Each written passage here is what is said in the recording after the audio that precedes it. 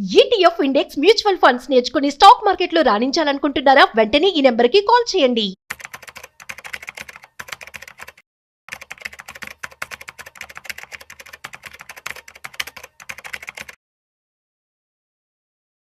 Loans ప్రతి ఒక్కరికి కూడా ఒక అవకాశం.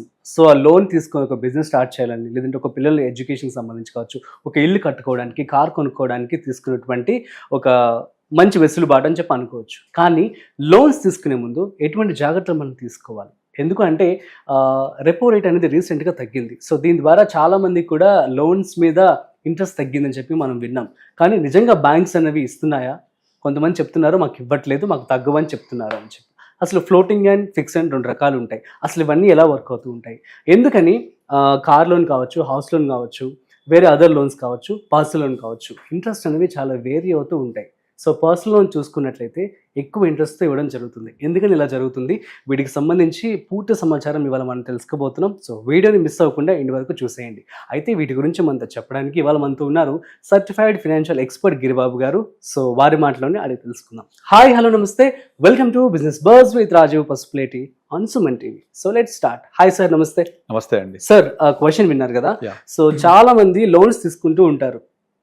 లోన్ అన్నది ఒక మంచిగా వాడుకుంటే మంచిదే, ఎమర్జెన్సీ పర్పస్లో కావచ్చు, అత్యవసరమైన సమయాల్లో. కానీ చాలామంది దాన్ని దుర్వినియోగం చేస్తున్నారు. నెంబర్ 1. నెంబర్ 2 వచ్చి బ్యాంక్స్ దగ్గర నుంచి కూడా లోన్ ఇంట్రెస్ట్ అనేది చాలా ఎక్కువ రేట్స్కి ఇస్తూ ఉన్నారు. అసలు ఇది ఎందుకు ఎక్కువ రేట్కి ఇస్తూ ఉంటారు? ఒక్కొక్కటి ఎందుకు వేరే అవుతూ ఉంటుంది? నార్మల్గా బ్యాంకింగ్ సెగ్మెంట్లో సెక్యూర్డ్ లోన్స్, అన్సెక్యూర్డ్ లోన్స్ 2 రకాలు ఉంటాయి, రైట్? మీకు లీస్ట్ ఇంట్రెస్ట్ రేట్, తక్కువ ఇంట్రెస్ట్ రేట్ ఉండేది ఏది? Secured loans. For example gold loan ఎంత ఉంటుంది? హార్డ్లీ 8%, 8.5%. బికాస్ గోల్డ్ లోన్ అనేది మీరు గోల్డ్ ప్లెడ్జ్ చేసి తీసుకుంటారు. మీరు కూడా ఫెయిల్ అయిపోయారు, పే చేయలేదు, బ్యాంక్ ఏం దివాలా తీయదు, బికాస్ మీకు గోల్డ్ ఉందిగా. ఇప్పుడు ఆల్రెడీ గోల్డ్ ₹1,00,000 తులం ఉంది అనుకోండి, 10 గ్రామ్స్ ఉంది అనుకోండి. మీరు వెళ్ళి బ్యాంక్ గనక మీరు 10 గ్రామ్స్ గోల్డ్ పెడితే వాళ్ళు హార్డ్లీ 60,000-65,000 ఇస్తారు, అంటే 65% ఇస్తారు. ఆ 35% బఫర్ పెట్టుకుంటారు వాళ్ళు. బఫర్ పెట్టుకొని మీరు కనుక డిఫాల్ట్ అయ్యి కట్టకపోతే 1 year తర్వాత చూస్తారు. 1 year కట్టేది అనుకోండి, అంత ఇంట్రెస్ట్ కనుక యాడ్ చేసుకుంటే దానికి మాక్సిమం 80,000, 90,000 అవుతుంది. 10 గ్రామ్స్ కి 65,000 మీకు ఇస్తారు. ఆ 65,000 కి మీకు ఇంట్రెస్ట్ ఆన్ చేసుకుంటే ఒక 85-90 అవుతుంది. మీరు కట్టట్లేదు అనుకోండి, నోటీస్ ఇచ్చి రెస్పాండ్ అవ్వకపోతే సేల్ చేసేస్తారు. అప్పుడు బ్యాంకుకి principal plus interest plus penalty అంతా కలిపి ఒక 85-90,000 అయింది అనుకున్న రోజుకి ఆ గోల్డ్ అమ్మేసేసి తీసేసుకుంటారు వాళ్ళు. So bank is at 0 risk secured loan. అదే పర్సనల్ లోన్ ఇచ్చారు, మీకు ఎటువంటి సెక్యూరిటీ ఉండదు కదా. కానీ ఎప్పుడు ఎందుకు ఇస్తారు? పర్సనల్ లోన్ మీ రిక్వైర్మెంట్ ఉందని, మీరు పర్సనల్ గా వాడుకోవడానికి ఇస్తారు. మీరు డబ్బులు తీసుకొని పొలమే కొనుక్కుంటారో, స్థలమే కొనుక్కుంటారో, ఇంకెక్కడ ఇన్వెస్ట్ చేసుకుంటారో, లేకపోతే ఏదైనా పర్సనల్ పర్పస్ వాడుకుంటారో, మీ ఇష్టం. ఇక్కడ సెక్యూరిటీ ఉందా బ్యాంకుకి? లేదు. కనుక అటువంటి కేసుల్ని అన్సెక్యూర్డ్ లోన్స్ అంటారు. ఆబ్వియస్లీ ఇంట్రెస్ట్ రేట్ ఎక్కువ ఉంటుంది. అరౌండ్ 11, 12, 13. ఎన్బిఎఫ్సి అయితే 13, 16, 17, 18, 20, 24 కూడా ఉంది. ఎన్బిఎఫ్సిస్ 20% ఇస్తాయి. కానీ అంత మరి కామన్ మ్యాన్ కి చాలా కష్టం కదా. ఎందుకని కష్టమా నష్టమా కాదు, ఇక్కడ నా అవసరం ఉంది కాబట్టి క్యాష్ చేసుకుంటారు వాళ్ళు. కనుక మీకు మన ఇది సెక్టారల్ దాంట్లో అయితే, అంటే లైక్ మంచి రెప్యూటెడ్ బ్యాంక్స్ అయితే 12 నుంచి స్టార్ట్, 12, 13, 14. ఎన్బిఎఫ్సిస్ అయితే అరౌండ్ 18, 20, 24 కూడా. అదే మీరు ప్రైవేట్ లోన్స్కి వెళ్ళండి, థర్డ్ పార్టీ లోన్స్, అంటే లైక్ ఎవరైనా తెలిసిన వాళ్ళు, లేకపోతే ఎవరైనా మార్వడీస్ ఇచ్చే లోన్స్ ఇలాంటి ఉంటే అది ₹3 వడ్డీ కూడా ఉంటుంది. ₹3 వడ్డీ అంటే 36%. లేదా కొన్ని కిరాణా షాపులలో, ఈ తర్వాత మెడికల్ షాప్స్లలో, పాన్ షాప్లో వాళ్ళు గిరిగిరి తీసుకుంటారు. గిరిగిరి అంటే ఏంటంటే వాళ్ళు ఫస్ట్ ఒక ₹1,00,000 ఇస్తారు. ₹1,00,000 ఇచ్చినప్పుడే ఫస్ట్ డే 1 ఒక 15,000 దగ్గర పెట్టుకుంటారు, ఇవ్వరు, 85,000 ఇస్తారు. But treated as 1 lakh. 1 lakhకి 100 days everyday ₹1,000 ఇచ్చారు వాళ్ళకి. ఎవ్రీడే 1,000 చొప్పున 100 days లో 1 lakh ఇచ్చేయాలి. కానీ ఇచ్చేది మాత్రం 85,000 ఇస్తారు. 85,000, 90, 15,000 లాభం ఫస్ట్ డే 1. ఎవ్రీడే లాభం ఇంకా రికవర్ అయిపోతుంది ఎవ్రీడే. సో ఎంత ఇంట్రెస్ట్ పడుతుంది అనుకున్నారు? మోర్ దెన్ 40% పడుతుంది. అంతెందుకు మీకు క్రెడిట్ కార్డ్ లోన్ తీసుకోండి, minimum credit card 38 to 40% minimum ఉంటుంది credit card loan. Most unsecured loan 36. ఎందుకంటే క్రెడిట్ కార్డ్ ఉంది, స్వైప్ చేసిండ్రు, వాడేసుకున్నారు, రీపే చేయలేదు, బ్యాంక్ ఎట్ లాస్. సో అందుకనే 36%. అండ్ మీరు కనుక పొరపాటున టైం కట్టట్లేదు అనుకోండి, ఆటోమేటిక్ గా మీ ఇంట్రెస్ట్ రేట్ 48 కూడా జంప్ అయిపోయింది. 48% అంటే టూ మచ్. అది ఒక క్యాలిక్యులేషన్ ప్రకారం మీరు కనుక ₹1,00,000 బ్యాంక్ లో వాడుకొని మీరు దాన్ని ఓన్లీ మినిమం పేమెంటే కట్టుకుంటూ వస్తే it will take 60 months to clear your ₹1 lakh. మీరు ఓన్లీ మినిమం అమౌంట్ కట్టుకుంటూ వస్తే 60 నెలలు పడుతుంది. ఓన్లీ మినిమం అమౌంట్ కట్టుకుంటూ వస్తే 60 నెలలు అంటే మామూలు విషయం కాదు. 5 years. మీరు దగ్గర మీరు తీసుకున్న ₹1,00,000కి అదే 60 నెలల్లో 5 times కట్టేస్తారు బ్యాంక్. 5 times. అంటే అంత దారుణమైన రేట్ ఆఫ్ ఇంట్రెస్ట్ ఉంటుంది. ఇప్పుడు ఎవ్రీ మంత్ మీరు ఇంట్రెస్ట్ మీరు ఈఎంఐ కాకుండా అది మన క్రెడిట్ కార్డ్కి ఎవ్రీ మంత్ మీరు వాడుకున్న దాంట్లో ఓన్లీ మినిమం అమౌంట్ ఇస్తారు వాళ్ళు, బ్యాంక్ వాళ్ళు. అది మాత్రమే కడితే మినిమంలో కొంచెం ప్రిన్సిపల్కి వెళ్ళిపోతుంది, రిమైనింగ్ అంతా interest at the rate of 40%, 48%. అట్లా కట్టుకుంటూ మినిమం కట్టుకుంటూ పోతే మీరు ఆల్మోస్ట్ ఆల్ 60 months పట్టింది అంటే మీరు అక్కడ 5 times ఎక్కువ కట్టినట్టు. Too much rate of interest. అట్లాగే గోల్డ్ కి చాలా తక్కువ, because it's secured. Now coming to home loan. Home loan వచ్చేసి మీకు ఫ్లోటింగ్ రేట్ ఫిక్స్డ్ ఉంటుంది, but always I advise to go with floating rate. ఎందుకంటే ఇప్పుడు ఇండియాలో రెడ్యూసింగ్ ఇంట్రెస్ట్ ఏ లోన్ కైనా ఫ్లోటింగ్ సజెస్ట్ చేస్తారా? బెటర్. ఎందుకంటే ఇప్పుడు ఇండియాలో రెడ్యూసింగ్ ఇంట్రెస్ట్ రేట్స్ నడుస్తుంది, ఇంట్రెస్ట్ తగ్గుతున్నాయి. తగ్గుతాయి, డిఫరెంట్ తగ్గుతాయి. Obviously there is no chance of increasing చేసే ఛాన్స్ చాలా తక్కువ నియర్ టర్మ్ లో. అంటే ఎప్పటికీ అవ్వదని చెప్పాను, నియర్ టర్మ్ లో అయితే లేదు. ఎందుకంటే ఎకానమీ ఇప్పుడు గ్రోయింగ్ ఉంది కదా, గ్రో అవుతుంది కదా. ఎకానమీ గ్రో అవుతుంటే ఎప్పుడైనా సరే ఒక వ్యవస్థ, ఆర్థిక వ్యవస్థ గ్రో అవుతూ ఉంటే అక్కడ 3 లక్షణాలు కనిపిస్తాయి. ఒకటి ఇంట్రెస్ట్ రేట్స్ తగ్గడం, 2 సర్వీస్ సెక్టర్ డిపెండెన్సీ పెరగడం, 3 అగ్రికల్చరల్ డిపెండెన్సీ తగ్గడం. ఇండియాలో ఇప్పుడు అగ్రికల్చర్ డిపెండెన్సీ తగ్గిపోతుందా? ఒకప్పుడు అగ్రికల్చరల్ డిపెండెన్సీ ఆల్మోస్ట్ 50-60 ఉండే, ఇప్పుడు హార్డ్లీ 30కి వచ్చేసింది. అండ్ సర్వీస్ సెక్టర్ డిపెండెన్సీ బాగా పెరుగుతుందా? ఇప్పుడు ఇండియాలో గత 25 years లో మీకు మ్యానుఫ్యాక్చరింగ్ సెగ్మెంట్సే ఎస్టాబ్లిష్ కాలేదు, అంత సర్వీస్ ఇండస్ట్రీసే. మూడోది ఇంట్రెస్ట్ రేట్స్ తగ్గుతున్నాయా? ఇంట్రెస్ట్ రేట్స్ అంటే డిపాజిట్ రేట్స్ అని చెప్పేది. డిపాజిట్ రేట్ తగ్గింది అంటే ఆటోమేటిక్గా లెండింగ్ రేట్ తగ్గిపోయినట్టే. ఒకప్పుడు ఒక 25 years బ్యాక్ వెళ్ళండి, డిపాజిట్ రేట్స్ మనము పబ్లిక్ సెక్టర్ బ్యాంక్స్ 11-12% ఇచ్చేవి, పీపీఎఫ్ 14% ఇచ్చేది, కోఆపరేటివ్ బ్యాంకులు 16% ఇచ్చేవి, ఎన్బిఎఫ్సి 20% ఇచ్చేవి డిపాజిట్ రేట్లు. అటు లెండింగ్ ఎంత ఉంటాయి? ఇంకా చాలా ఎక్కువ ఉంటాయి. అలాంటి డిపాజిట్ రేట్ ఇప్పుడు 6%కి వచ్చేసాయా? 6, 7, 8, 9 లోపలికి వచ్చేసాయి కదా. ఆటోమేటిక్ గా ఇంట్రెస్ట్ రేట్స్ తగ్గిపోతున్నట్టు. సో ఇంట్రెస్ట్ రేట్స్ తగ్గడం ఇదంతా మనం ఎక్కడ చూడొచ్చు? Advance countries like America, Japan, China, European countries, ఇవన్నీ అడ్వాన్స్డ్ కంట్రీస్. అక్కడ ఇంట్రెస్ట్ రేట్ ఎంత ఉంటుంది అనుకున్నారు? హార్డ్లీ 2%, 3% డిపాజిట్ల మీద. ఏం పెద్దగా ఉండదు, హార్డ్లీ 2% అంతే. Because they are grown up. అలాగే infrastructure dependency, service sector dependency చాలా ఎక్కువ ఉంటుంది. మనం కూడా అలాగే వెళ్తున్నాం. అగ్రికల్చర్ డిపెండెన్సీ అడ్వాన్స్ కంట్రీస్ లో 2% ఉంటుంది. మనం కూడా తగ్గిపోతుంది. So India growing, economy is growing means interest rates will fall down. కనుక floating rate is good for everyone. Okay, so ఏ లోన్ కైనా ఫ్లోటింగ్ పెట్టుకోవాల్సింది బెస్ట్. అయితే చాలా మంది ఏం చేస్తారంటే ఇక్కడ పర్సనల్ లోన్ తీసుకొని ట్రేడింగ్ చేస్తారు, పర్సనల్ తీసుకొని ఇన్వెస్ట్ చేస్తారు. ఇప్పుడు లాస్ట్ 4 అస్సలు చేయకూడదు. అప్పు చేసి పప్పు కూడా అస్సలు తినొద్దు. అప్పు చేసి ఇన్వెస్ట్మెంట్ అస్సలు చేయొద్దు. Blunder mistake. I can say very blunder mistake. Example, last 3-4 years back real estate భూమి అవుతుందా? ఇంకా ఎక్కడ ధరలు పెరిగిపోతాయో, ఎక్కడ నేను కొనలేకపోతున్నా అని విపరీతంగా చాలా మంది సాఫ్ట్వేర్ ఇంజనీర్స్ అయితే ఏంటి, ఎంప్లాయీస్ అనే వాళ్ళందరూ లోన్లు తీసుకొని ల్యాండ్లు కొన్నారు, రైట్? ఈఎంఐలు కడుతున్నారు. ఇప్పుడు వచ్చేప్పటికి జాబ్ గ్యారంటీ లేదు, జాబ్స్ చాలా డోల్ డ్రమ్స్ కలిపోయినాయి, నా జాబ్ ఉంటుందా తెలియదు, ఈఎంఐ కడుతున్నా, ఆల్రెడీ కట్టబట్టి 3-4 years అయిపోయింది, ఇంకా 2 years ఉన్నాయి, ఈ టైం అయిపోతుంది, నా జాబ్ గ్యారంటీ లేదు. ఇప్పటిదాకా నేను నా యొక్క ఫ్యూచర్ రిటైర్మెంట్ ప్లానింగ్ కానీ, పిల్లల ఎడ్యుకేషన్ కానీ సెక్యూర్ చేసుకోలేదు, ఇంకా కడుతూ పోతున్నాను. సరే కట్టొద్దు అనుకుంటే ల్యాండ్ అమ్మాలి, అమ్ముడుపోతుందా? లిక్విడిటీ ఉందా? లేదు కదా. ఎంత ట్రాప్లో పడిపోయారు. సో బ్లండర్ అట్లా చేయొద్దు అసలు. ఇక ఇంకొక కొంతమంది స్టాక్ మార్కెట్ ఇన్వెస్ట్ చేస్తా, నేను మా ఫ్రెండ్ చెప్పాడు పెడతా, ఏది చేయొద్దండి అసలు. ఎందుకంటే మీకు మ్యూచువల్ ఫండ్ ఎంత వస్తుంది? 12% to 15% వస్తుంది. లోన్ ఎంత ఉంది? 12% ఉంటుంది. పర్సనల్ ఉంటుంది కదా. మరి అక్కడే 12 వచ్చినప్పుడు ఇక్కడ ఉంటే ఎట్లా చెప్పండి? అస్సలు చేయొద్దు, అస్సలు ఎట్టి పరిస్థితుల్లో అప్పు తీసుకొని చేయొద్దు. కాకపోతే ఒక చిన్న ఎగ్జాంపుల్, మీరు అన్నారు కదా, ఇప్పుడు ఒక ఎగ్జాంపుల్ చెప్తాను. ఇప్పుడు నా దగ్గర హోమ్ లోన్ ఉంది, ఓన్లీ హోమ్ లోన్ కే వర్తిస్తుంది. అండర్లైన్ దిస్, హోమ్ లోన్ ఒకటి వర్తిస్తుంది. ఏంటంటే ఫర్ ఎగ్జాంపుల్ నా హోమ్ లోన్ సే ఒక 10 లక్షలు అవుట్ స్టాండింగ్ ఉంది, నా దగ్గర 10 లక్షలు ఉన్నాయి. ఓకే, ఈ 10 లక్షలు నేను ఇన్వెస్ట్ చేయాలా లేక హోమ్ లోన్ క్లియర్ చేయాలా? జాగ్రత్త వినండి. మీ టెన్యూర్ వచ్చేసి సే ఒక 20 years ఉందనుకోండి. 20 years ఉంది, నా టెన్యూర్ వచ్చేసి 20 years ఉంది, నేను ఈఎంఐ కడుతున్నాను.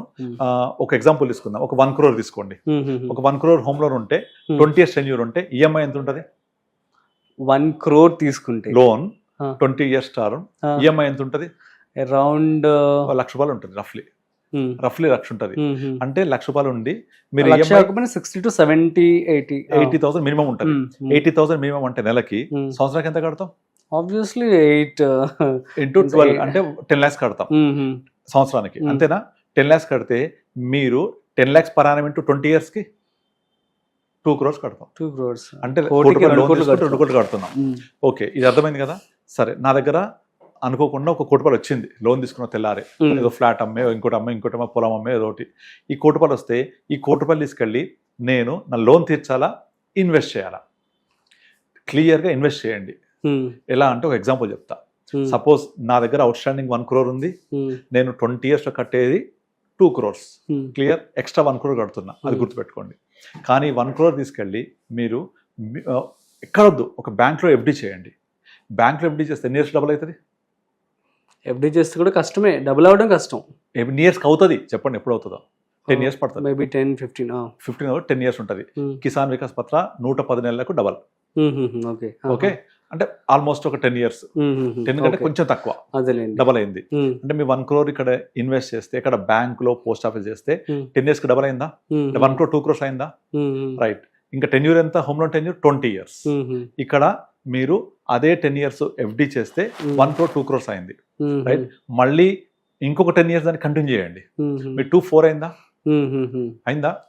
అంటే బ్యాంక్ లో చేస్తే, ఎఫ్డి చేస్తే 1 crore కాస్త 2 crores అయింది, 2 crores కాస్త 4 crores అయింది. అదే మీరు లోన్ కడితే ఎంత కట్టింది? ఎక్స్ట్రా 1 crore కట్టిండు. 1 crore ఇచ్చిండు మీకు, దాన్ని తీర్చడం 2 కోట్లు కట్టాం. 1 కోటి వాడే ఇచ్చాడు కదా, తీసేస్తే ఎక్స్ట్రా కట్టింది 1 crore. కానీ ఇక్కడ మీ 1 crore 10 years కి డబల్ 2 అయింది, మళ్ళీ 10 years డబల్ 4 crores అయింది. అంటే 4 crores మీరు చేయగలిగారు బై ఇన్వెస్టింగ్. ఎక్స్ట్రా కడుతోంది ఓన్లీ 1 crore. మరి ఇన్వెస్ట్ చేయాలా, లోన్ తీర్చాలా? సతమతమవుతూ ఉంటారు కాబట్టి కదా. చాలా మంది లోన్ తీర్చాలి, లోన్ అని ఎక్కువ కడుతున్నారు ఫీల్ అవుతుంటారు. కానీ దాన్ని తీర్చకుండా ఇన్వెస్ట్ చేస్తే, ఎఫ్డీనే, నేనేమి మ్యూచువల్ ఫండ్స్ ఇంకొకటి చేయమని చెప్పట్లేదు.